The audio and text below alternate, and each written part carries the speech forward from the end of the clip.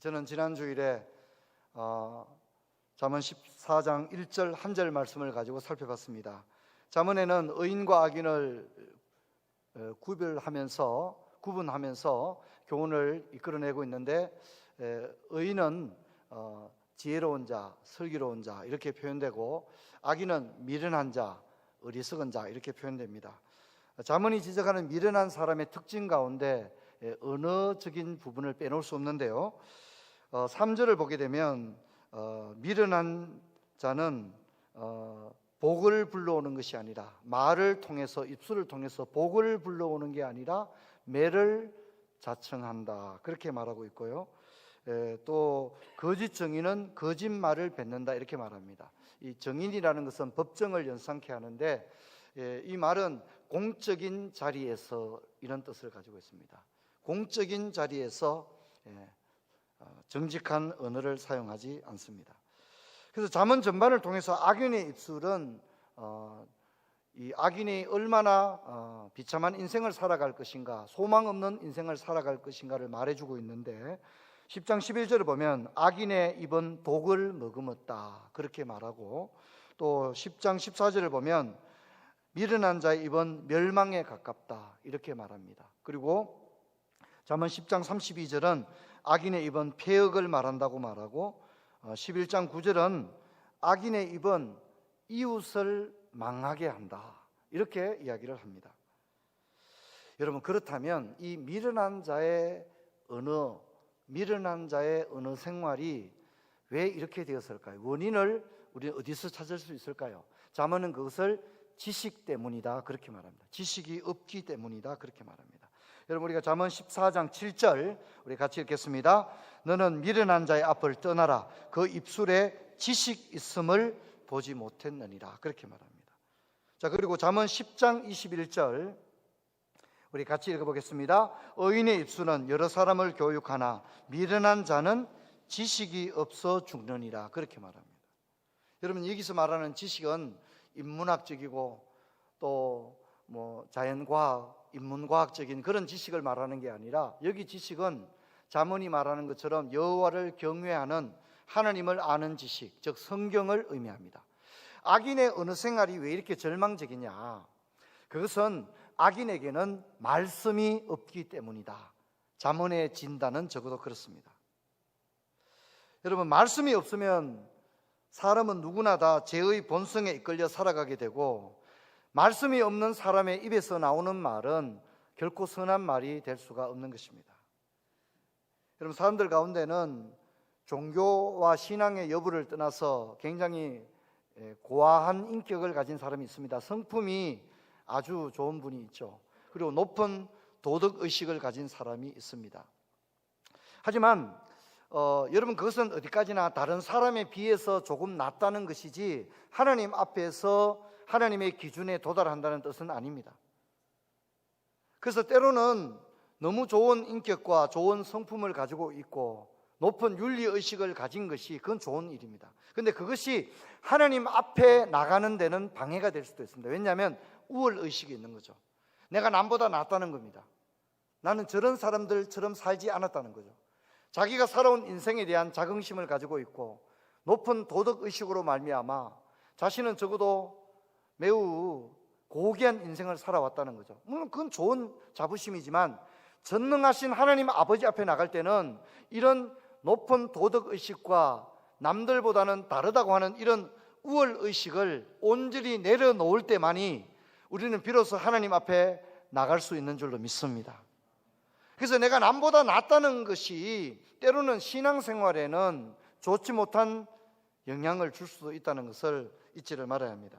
여러분, 성경은 모든 사람은 죄인이라고 말하고 하나님 앞에 의로운 인생은 없다고 이야기를 합니다. 여러분, 잠언 1장 22절 같이 한번 읽어보겠습니다. 너희 어리석은 자들은 어리석음을 좋아하며 거만한 자들은 거만을 기뻐하며 미련한 자들은 지식을 미워하니 어느 때까지 하겠느냐? 사람들이 하나님의 말씀을 미워합니다. 하나님의 말씀을 좋아하지 않습니다. 제가 작년에 시편 1편 강론을 했습니다. 시편 1편에 보면 의인과 악인이 나옵니다. 거기 나오는 악인은 의인과 악인을 구분하는 것에 절대 어떤 도덕적이고 윤리적 기준을 들이대지 않습니다. 여러분 시편 1편의 아기는요, 현대적 의미에서 본다면 어쩌면 굉장히 젠틀한 사람일 수 있습니다. 배웠고요, 지성미가 있고요, 그리고 굉장히 교양 있는 행동을 하고 그럴 수 있습니다. 그런데 시편 1편은 무슨 얘기를 하려고 하느냐면, 그래도 아무리 그럴지라도 하나님의 말씀이 없는 사람이라면, 하나님의 말씀이 공급되지 못하고 말씀을 듣는 현장에 있지 못하고 말씀의 부재 상태가 그의 삶에 굉장히 긴 기간 동안 지속된다면 그 사람은 악인이 될 수밖에 없다고 성경은 이야기하고 있는 것입니다. 말씀과 동떨어지고 말씀을 공급받지 못하고 말씀과 분리된 삶을 살아가게 되면 그 사람은 악인이 될 수밖에 없다고 성경은 이야기를 하고 있는 것입니다. 여러분, 우리 잠언 14장 18절도 한번 읽어볼까요? 우리 같이 읽겠습니다. 어리석은 자는 어리석음을 기업으로 삼고 슬기로운 자는 지식으로 면류관을 삼느니라, 그렇게 말합니다. 그래서 결국 미련한 자의 어느 생활을 비롯한 모든 세속적이며 불신앙적인 행동의 원인이 바로 말씀 부재에 있었다 하는 사실입니다. 그런데 여러분, 이렇게 어리석은 자의 이런 언어적인 그런 부분에서 끝나는 게 아니라 이것이 하나님과의 관계를 가로막는 매우 심각한 상황으로까지 이끌어져 가고 있습니다. 그래서 오늘 우리가 주목할 부분인데요, 우리 잠언 14장 9절 우리 한 번 더 같이 읽겠습니다. 미련한 자는 죄를 심상히 여겨도 정직한 자 중에는 은혜가 있느니라. 잠언 14장 9절은 미련한 자의 문제가 비단 언어적 차원의 문제가 아니라 이 미련한 자에게 있어서 진짜 심각한 문제는 뭐냐? 그게 바로 영적인 문제라는 거죠. 미련한 자는 바로 죄를 심상히 여긴다, 이런 말인데 오늘 우리는 이 문제를 좀 심각하게 살펴볼 필요가 있습니다. 여러분, 9절에서 죄를 심상히 여긴다고 할 때 죄는 이 히브리어로는 아삼이라는 단어인데 레위기적인 독법으로 읽으면 편히 있는 분은 거기 한번 좀 적어 놓으시기 바랍니다. 이 죄, 9절의 죄라는 말을 레위기적인 어법으로 읽게 되면 속죄죄로 읽어야 합니다. 속죄죄. 그러니까 미련한 자는 속죄죄를 심상히 여겨도 이렇게 읽게 된다는 것입니다.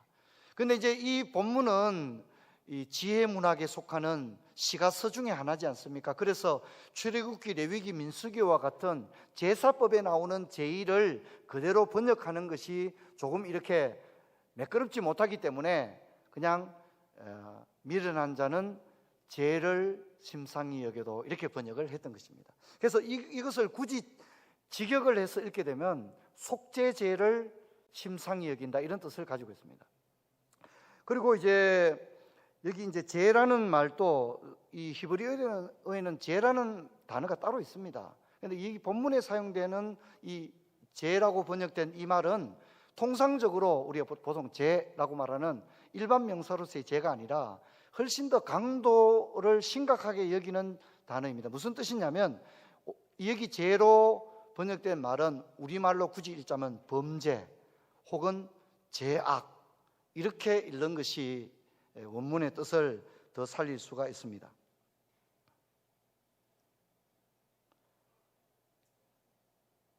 여러분, 이 심상히 여긴다는 말도 잘 안 쓰는 말 아닙니까? 지난번에 말씀한 것처럼 복록이라는 단어를 잘 안 쓰듯이 심상히 여긴다는 단어도 잘 안 쓰는 말이죠.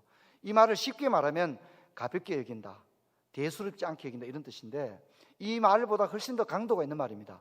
이것을 원문의 뜻을 좀 실감나게 가져오게 되면 조롱한다, 이런 뜻을 가지고 있습니다. 조롱한다. 그러니까 이런 얘기죠. 미련한 자는 속죄죄를 조롱한다, 이런 뜻인 겁니다. 미련한 자는 속죄죄를, 범죄를, 죄악을 조롱한다, 이런 뜻을 가지고 있습니다. 그래서 종합적으로 살펴보면 미련한 자는 죄 짓는 것을 대수롭지 않게 생각하는데 정직한 자에게는 은혜가 있다. 제가 이제 그 잠언집 2는 두 개의 구절로 이루어졌고 이행시로 이루어져 있는데 서로 이렇게 상반되는 교훈을 이야기한다고 그랬지 않습니까?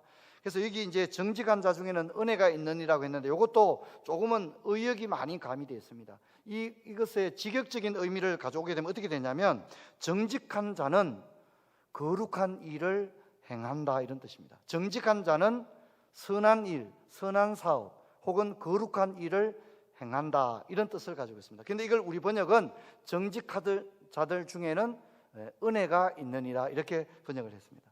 자, 제가 좀 복잡하게 설명했지만, 미련한 자들은 죄악을 대수롭지 않게 저지르지만 정직한 자들은 선한 일을 행한다, 이렇게 정리가 됩니다. 미련한 자는 죄를 함부로 짓는다는 겁니다. 죄악을 행하는 것을 밥 먹듯이 아무런 양심의 가책도 없이 죄를 짓는다는 것입니다. 그래서 미련한 자는 속죄죄를 부정합니다. 사람이 죄를 지으면 하나님 앞에 자신의 죄를 인정하고 그 죄를 용서받는 제사를 드려야 되는데, 그 제사가 레위기에는 바로 속죄죄인데, 미련한 자는 그런 속죄죄를 조롱한다는 것입니다. 조롱한다는 것입니다. 그냥 부정하는 정도가 아니라 조롱한다는 것입니다. 그래서 이 사람은 그냥 죄를 짓는 정도가 아니라, 죄 짓는 것에 대해서 너무 당당할 뿐만 아니라 죄를 짓고 하나님께 회개하는 사람에 대해서 뭡니까? 조롱하는 겁니다. 조롱하는 그런 태도를 가지고 있는 굉장히 신성모독적인 그런 태도를 보여줍니다. 그래서 우리가 이것을 레위기 독법으로 본다면 이 미련한 자는 두 가지를 부정하고 있는데요. 첫 번째는 자신이 지은 죄를 인정하지 않고 있습니다. 두 번째는 속죄의 필요성도 인정하지 않고 있습니다. 이것을 현대적으로 말하면 회개의 필요성을 인정하지 않는 거죠. 이런 얘기입니다. 내가 왜 회개해야 되죠? 내가 뭘 잘못했기 때문에 내가 왜 회개해야 할 필요가 어디 있습니까? 저는 회개 못하겠습니다, 이렇게 말하고 있다는 것입니다. 여기 14장 9절의 미련한 자의 모습이 바로 그런 모습입니다. 그러므로 잠언은 미련한 자의 문제가 비단 언어적 차원의 문제로 끝나는 것이 아니라 하나님의 말씀이 없음으로 인해 영적인 문제, 참된 신앙으로 이끌어주는 가장 초보적이며 기초적인 부분에 문제가 발생되고 있다고 이야기를 합니다. 여러분, 우리가 신앙생활을 하려면 어때야 됩니까? 죄를 먼저 인정해야 돼요. 그리고 그 죄를 용서받기 위해 하나님 앞에 나가야 돼요. 그래야 신앙생활이 시작이 될 수 있습니다. 그런데 이 미련한 자는 어떻다고요? 그 첫 번째 단계 자체를 부정해버리는 거예요. 죄를 인정하지 않고 회개의 필요성도 인정하지 않는 거죠. 그러면 이 사람에게는 신앙생활이라고 하는 게 뭡니까? 출발 자체가 불가능한 거죠. 출발 자체가 부정한 상태가 되는 겁니다. 통상 신자들은 양심을 통해, 성경을 통해 자신의 지은 죄에 대해서 후회하게 되고 하나님 앞에서 자신이 지은 죄를 솔직하게 인정하면서 죄로 인해서 부수어지게 된 하나님과의 관계를 개선하고 자신의 영혼의 질병을 치유하기 위하여 하나님 앞에 나가는 것입니다. 이것이 모든 그리스도인들이 가지고 있는 영적인 순환계입니다. 이런 영적 회복 시스템이 돌아가야만이 우리가 부단히 하나님 앞에 다시금 설 수 있습니다. 그런데 미련한 자, 악한 자는 죄에 대한 민감성이 전혀 없습니다. 죄인이 하나님 앞에서 마땅히 가져야 될 후회와 부끄러움, 자책, 또 하나님께 용서받으려는 그런 마음이 전혀 없는 것입니다. 그래서 그는 죄를 심상히 여긴다, 그렇게 잠언이 이야기합니다. 우리는 이런 모습을 소돔 고모라 성의 사람들에게서 발견하게 됩니다. 소돔 고모라 성의 사람들은 죄를 지으면서도 전혀 부끄러움을 몰랐습니다. 그리고 죄를 지으면서도 하나님 앞에 두려운 마음도 전혀 없었습니다. 그러니까 어떻게 하죠? 이 도시는 회복 불가능한 거예요. 어떻게 해볼 방법이 없는 거예요. 그래서 하나님은 불과 유황으로 이 도시 자체를 완전히 멸망시킵니다. 이 도시에 하나님의 정의를 실천하는 것을 보게 되어집니다. 여러분, 만약 우리 아이가 학교를 갔다 왔는데 가방에 뭘 잔뜩 넣어왔습니다. 보니까 뭐 온갖 게 있어요. 그래서 야, 너 이게 어디서 난 거냐? 엄마, 학교에서 가져왔어. 너 학교 물건을 왜 너 가방에 넣어서 집에 가져왔니? 근데 그냥 나가 갖고 싶어서 가져왔어. 너 선생님한테 말씀 들었니? 아니, 나 갖고 싶어서 그냥 가져왔는데. 여러분, 그럼 큰일 나는 겁니다. 여러분, 우리가 아이들이 한 번씩 부모가 깜짝 놀랄 행동을 할 때가 있잖아요. 그러면 부모된 입장에서는 뭡니까? 야, 큰일 났다. 이놈 큰일 낼 녀석이구나. 큰일 낼 녀석이구나. 그러면 부모는요, 열일을 제쳐놓고 아이를 앉혀놓고 얘기합니다. 얘야, 모든 물건에는 주인이 있단다. 학교의 것은 학교의 거란다. 니께 아니지 않니? 만일 네가 그것을 갖고 싶다면 허락을 받아야만이 가져올 수 있단다. 허락을 받지 않고 학교의 물건을 네가 가져오면 그것은 바로 도둑질하는 거야. 그리고 그런 사람은 경찰이 너를 잡아갈 거야. 그건 큰 죄를 짓는 거야. 여러분, 아이가 아직 죄에 대한 개념이 없는 거예요. 그렇죠? 죄에 대한 개념이 아직 가지고 있지 못한 거예요. 그러면 이것을 이야기를 해줘야 되는 거예요. 여러분, 우리가 누구나 다 죄에 대한 민감성을 가지지 못하고 대수롭지 않게 죄를 짓고 죄 짓는 것을 아주 부담 없이 아주 편하게 막 죄를 짓는다면 여러분, 이 사람의 인생은 굉장히 위험한 상태에 있습니다. 여러분, 이것을 우리가 기억을 해야 됩니다. 여러분, 우리는 사람이기 때문에 유혹에 약합니다. 타락한 본성을 지녔기 때문에 탐욕에 눈이 어둡고 미워하며 말과 행동으로 마음으로 죄를 짓습니다. 그러나 영적 순환계가 정상적으로 작동한다면 우리는 이내 자신이 죄를 지어놓은 것에 대한 회개가 찾아와야 합니다. 그리고 자책이 찾아와야 됩니다. 그리고 두려움이 찾아와야 됩니다. 이것이 정상적인 사람입니다. 그리고 어찌할꼬 내가 하나님 앞에 빨리 회개해야 되겠다, 이런 생각이 들어야 정상인데, 문제는 미련한 자에게는 이런 변화가 일어나지 않는다, 이것이 작동되지를 않는다는 거죠. 여러분, 이건 굉장히 심각합니다. 여러분 가족들 가운데 예배를 드리지 않습니다. 물론 이제 코로나 상황은 좀 예외적인 부분이 있습니다. 우리 성도님들 가운데도 특정한 직업이나 또 어떤 자신이 몸담고 있는 곳에서의 특별한 어떤 직책에 있는 분들은 이 현장 예배에 나올 수 없는 분도 있는 걸로 제가 알고 있습니다. 그건 저는 이해합니다. 그런데 문제는요, 그럼에도 불구하고 가정에서라도 온라인을 통해서라도 반드시 예배를 드려야 될 줄 믿습니다. 아이들은 이 코로나 상황에서 엄마 아빠가 어떻게 하는지를 잘 보고 있습니다. 엄마 아빠가 어떻게 하는지를 잘 보고 있다는 것입니다. 여러분, 나중에 아이들에게 너희들은 잘 믿어라, 여러분, 그건 그렇게 되는 게 아닙니다. 말로 된다면 누가 걱정을 하겠습니까? 다 자기 자녀들에게 나는 제대로 신앙생활 못해도 너만이라도 제대로 하라, 말만 해주면 다 되면야 걱정을 할 필요가 어디 있습니까? 근데 여러분, 이게 말로 안 됩니다. 아이들은 이미 엄마 아빠의 모습을 다 학습해버렸습니다. 엄마 아빠가 예배를 그렇게 보니까 중요시 여기지 않는 거예요. 그런 얘기하지 않아도 엄마 예배가 중요해, 말하지 않아도 아이들은 이미 학습을 하는 것입니다. 굉장히 두려운 일입니다. 저는 아무쪼록 여러분의 자녀들이 또 여러분들이 죄에 대하여 민감성을 가지게 되기를 주의 이름 축원합니다. 여러분, 우리는 사울과 다윗을 통해서도 이 문제가 분명해지는데요, 사울은 죄를 짓고도 하나님 앞에 기도를 하지 않습니다. 예배를 드리지 않습니다. 그것이 사울의 미래입니다. 하지만 다윗은 범죄했을 때 자신의 잘못을 인정하고 침상을 눈물로 적시울 정도로 회개하는 것을 볼 수 있습니다. 저는 여러분에게 영적인 민감성을 유지하라고 말씀드리고 싶습니다. 특히 죄에 대해서는 우리 민감해야 됩니다. 우리가 죄에 대해서 느슨한 태도를 가지게 되면 어느 순간에 죄가 나의 마음을 지배합니다. 처음에는 대수롭지 않게 죄를 지었는데 자꾸 이렇게 죄를 짓는 것이 반복되면 어느 순간에는 죄가 내 마음을 지배해버리는 겁니다. 죄가 내 마음을 지배해버리게 되는 거죠. 죄를 계속하여 방치하고 죄에서 떠나지 않으면 우리 영혼은 피폐해지게 됩니다. 영적으로 세워지는 것도 힘들지만 무너진 신앙을 다시 회복하는 게 어렵습니다. 여러분, 기도 생활을 끊어버리게 되면요, 다시 기도하는 거 진짜 어렵습니다. 마음만 먹으면 기도합니까, 여러분? 여러분, 마음만 먹으면 기도할 수 있어요? 찬송의 은혜, 이 찬송의 은혜도요, 한번 잃어버리면 찬송의 기쁨 회복하는 게 어렵습니다. 회복하는 게 어려워요. 여러분, 교회에서 찬양대로 주일학교 교사로 전도팀으로 반찬팀으로 섬기는 이 하나님의 사역과 봉사하는 것도요, 이 봉사의 기쁨을 한번 잃어버리면요, 회복하는 거 진짜 어렵습니다.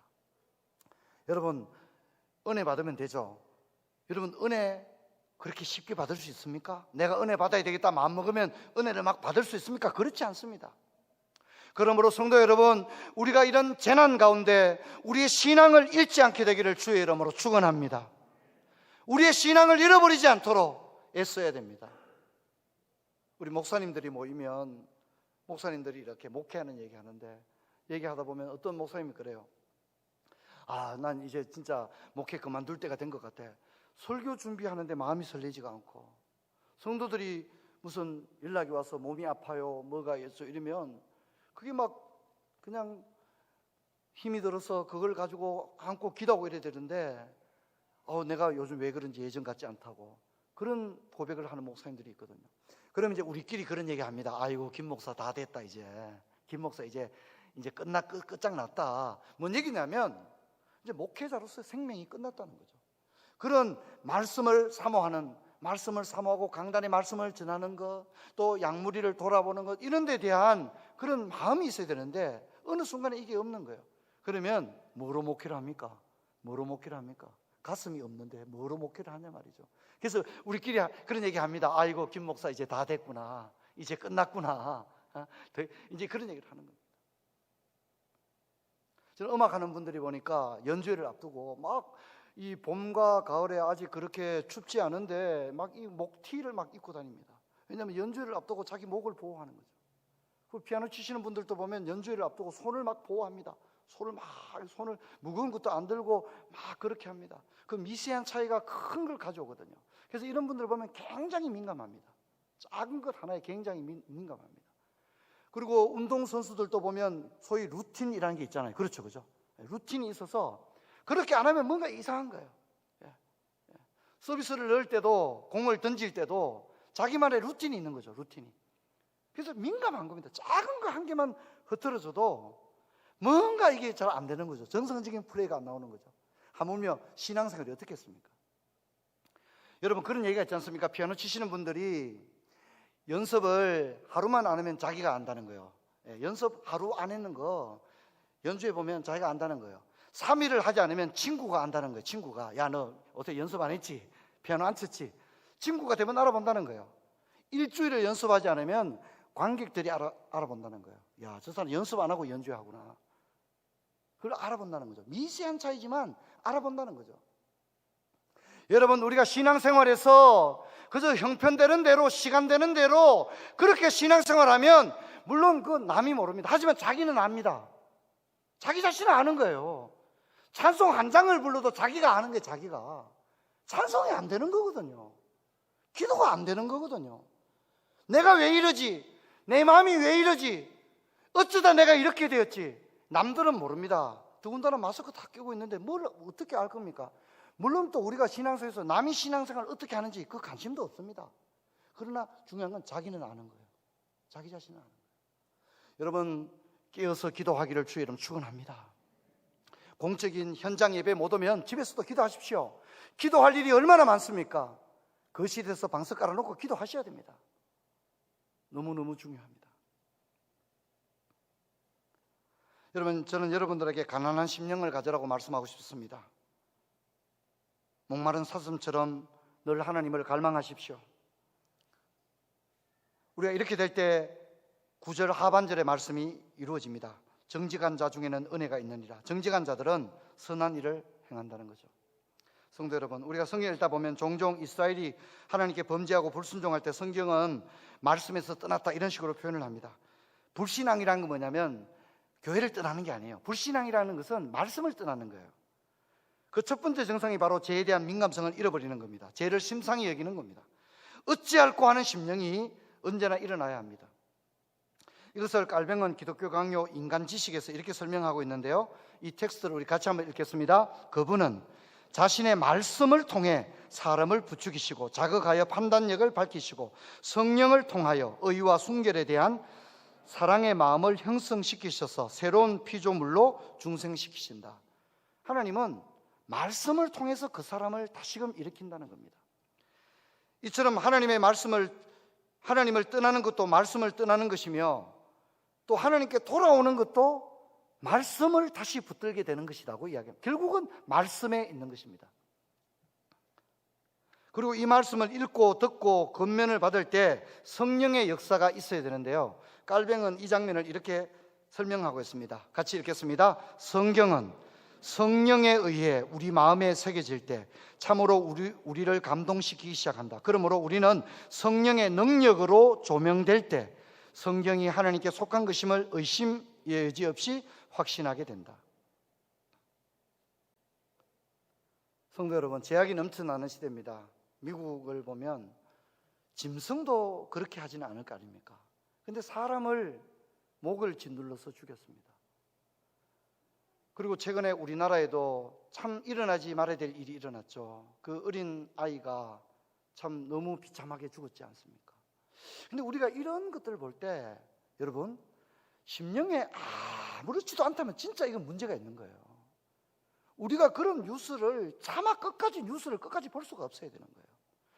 그런 아이의 이야기를 들을 때 우리는 애통과 심령 깊은 곳으로부터의 고통을 느껴야 되는 거예요. 어쩌다가 시대가 이렇게 되었는가? 과학은 이렇게 발전했는데 시대가 어떻게 되었는가? 그래서 우리는 하나님, 우리 시대를 용서하여 주옵소서, 그렇게 기도해야만 합니다. 죄악이 관영한 시대를 살아가면서 죄에 대한 경각심, 죄에 대한 민감성이 없다면 우리는 소돔 고모라 성을 살아가는 사람과 다를 바가 어디에 있겠습니까? 깨어있는 저와 여러분 되기를 바랍니다.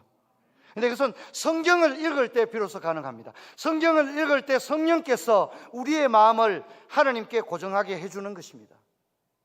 그래서 말씀으로부터 떠나 있게 되면 우리는 악인의 길을 걸어가는 사람이 되는 것입니다. 깔뱅은 이렇게 이야기를 결론하고 있는데요, 이 문장은 우리 여러 번 읽은 적이 있습니다. 같이 한번 읽겠습니다. 만일 우리가 이 말씀에서 이탈한다면 우리는 우리의 경주가 아무리 빨라도 길 밖에서 달리기 때문에 결코 목적지에 도달할 수 없다. 그래서 이 길 밖에서 매우 빨리 달리기보다 이 길에서 쩔뚝거리는 편이 더 낫다. 여러분, 우리는 이 미련한 자가 지식이 없음으로 말미암아 어느 생활은 말할 것도 없고 죄에 대해서마저도 죄 짓는 것을 오히려 당당하게 여기게 되었다고 이야기를 들었습니다. 그래서 이 미련한 자는 지식이 없으므로 죽으리로다, 이렇게 이야기를 하고 14장 7절은 너는 미련한 자의 앞을 떠나라, 미련한 자와 같이 있지 말라는 겁니다. 왜냐하면 미련한 자는 그 입으로 말미암아 이웃도 망하게 하는 거거든요. 자기도 망할 뿐만 아니라 다른 사람도 망하게 합니다. 그래서 너는 미련한 자의 앞을 떠나라. 왜냐? 그의 앞에는 지식이 없더라, 이렇게 말씀이 없기 때문이다, 그렇게 이야기를 합니다. 성도 여러분, 이 험한 시대, 제약된 시대를 우리는 무엇으로 살아갈 겁니까? 우리는 말씀 안에서 우리 믿음의 길을 걸어갈 수 있기를 주의 이름으로 축원합니다. 코로나는 우리의 신앙을 점검할 좋은 기회입니다. 막연히 두려워하고 막연히 걱정만 하고 있기보다는 먼저는 나 자신의 심령을 돌아보고 신앙을 점검합시다. 성경을 읽고 설교를 들으면서 성령님께서 내 심령에 주시는 은혜를 사모하며 우리의 심령이 가난한 심령이 되기까지 자신을 낮춥시다. 또 하나님 앞에서 경건한 생애를 살리라 결단했던 그 첫사랑의 신앙의 지점까지 회복될 때까지 진리와 빛을 향해 끊없는 전진을 계속합시다. 잃어버린 열정과 사명을 회복합시다. 나를 가꾸고 가정을 일으키고 코로나 상황 이후에 우리 교회가 하나님이 기뻐하는 그런 교회로 세워지는 그런 은혜가 저와 여러분 모두에게 있기를 주의 이름으로 축원합니다. 기도하겠습니다. 하나님 아버지, 감사합니다. 오늘 잠언 14장의 말씀을 살펴봤습니다. 제약이 관영한 이 마지막 때에 우리가 좌로나 우로나 치우치지 말고 오직 말씀을 붙들고 이 험한 시대를 이기게 하여 주옵소서. 주 예수 그리스도 이름으로 기도하옵나이다. 아멘.